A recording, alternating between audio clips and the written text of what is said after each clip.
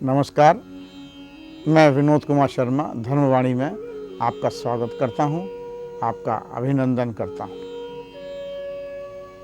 साथियों, पिछले एपिसोड में आपने यह जाना कि यज्ञ में परम अक्षर परमात्मा प्रतिष्ठित है।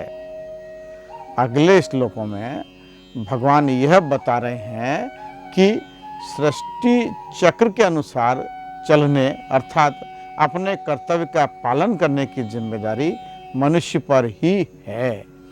अतः मनुष्य अपने कर्तव्य का पालन नहीं करता, उसको भगवान पापायु बता रहे हैं। अर्थात अपने कर्तव्य का पालन करने की जिम्मेदारी मनुष्य पर ही है। अतः मनुष्य अपने कर्तव्य का पालन नहीं करते हैं, उनको भगवान पापायु बता रहे हैं। 16वें श्लोक में भगवान कहते हैं कि एवं प्रवर्तितं चक्रम नानुवर्तयति अघायुरिंद्रिया रामो मोघम पार्थ सजीविति। अर्थात हे पार्थ, जो पुरुष इस लोक में इस परंपरा के प्रचलित सृष्टि चक्र के अनुकूल नहीं बरतता अर्थात अपने कर्तव्य का पालन नहीं करता है, वह इंद्रियों के द्वारा भोगों में रमण करने वाला पापायु पुरुष व्यर्थ ही जीता है। ओ Arjun, he who does not follow the will of the creation, thus set going in this world, does he not perform his duties, leads a sinful and sensual life, he lives in vain। Adgadanand जी महाराज बताते हैं कि इसी संसार में जो मनुष्य शरीर प्राप्त कर साधन चक्र के अनुसार अर्थात सृष्टि के नियमों के अनुसार जो सृष्टि चक्र के अनुसार नहीं बरतता अर्थात देवी संपद का उत्कर्ष, देवताओं की वृद्धि और परस्पर वृद्धि के द्वारा अक्षरधाम को प्राप्त करना, इस क्रम के अनुसार जो नहीं बरतता है वह इंद्रियों को आराम जाने वाला वह पापायु पुरुष व्यर्थ ही जीता है। इनका यह अर्थ है कि मनुष्य को समस्त वस्तुएं सृष्टि चक्र से ही प्राप्त होती हैं। मनुष्य का कर्तव्य है कि वह सृष्टि से प्राप्त वस्तुओं को अपने उपयोग में लाने के बाद शेष बची वस्तुओं को अपने कर्तव्य कर्मों को वह सृष्टि की वृद्धि के लिए ही उपयोग में लावे। यदि मनुष्य लोभ के वशीभूत होकर उन वस्तुओं का संग्रह करता है तो वह संग्रह करना व्यर्थ है।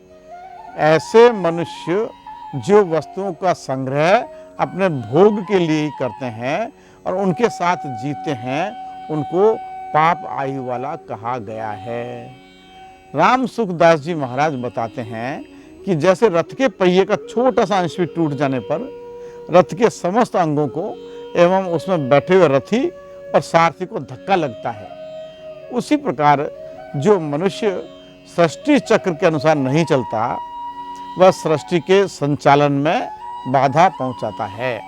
इसको आप अर्थशास्त्र की साइकिल थ्योरी से अच्छी तरह समझ सकते हैं। जैसे सरकारें मुद्रा जारी करती हैं, उस मुद्रा को विभिन्न माध्यमों से जनता के पास पहुंचाती है। मुद्रा एक व्यक्ति से दूसरे व्यक्ति, दूसरे व्यक्ति से तीसरे व्यक्ति, चौथे और हजारों व्यक्तियों के पास से गुजरते हुए वापस बैंकों के पास, बैंकों से फिर लोगों के पास चली जाती है। इस तरह मुद्रा बहती रहती है, कोई एक स्थान पर नहीं रुकती है। उससे उस देश के सभी नागरिकों का काम चल जाता है, उनका पालन पोषण हो जाता है, उनकी सारी आवश्यकताओं की पूर्ति हो जाती है। यदि कोई मनुष्य खड्डा खोदकर उस मुद्रा को उसमें डालता जाए तो उस देश की अर्थव्यवस्था को बहुत बड़ा नुकसान पहुंचा देगा और वह दोष का पात्र बनेगा। सरकार उसे दंड देगी। यही सृष्टि का नियम है। सृष्टि सबको भरपूर देती है। यदि कोई उस क्रम को नष्ट करने की कोशिश करता है तो प्रकृति ही उसे दंड देती है। यही भगवान का कहना है।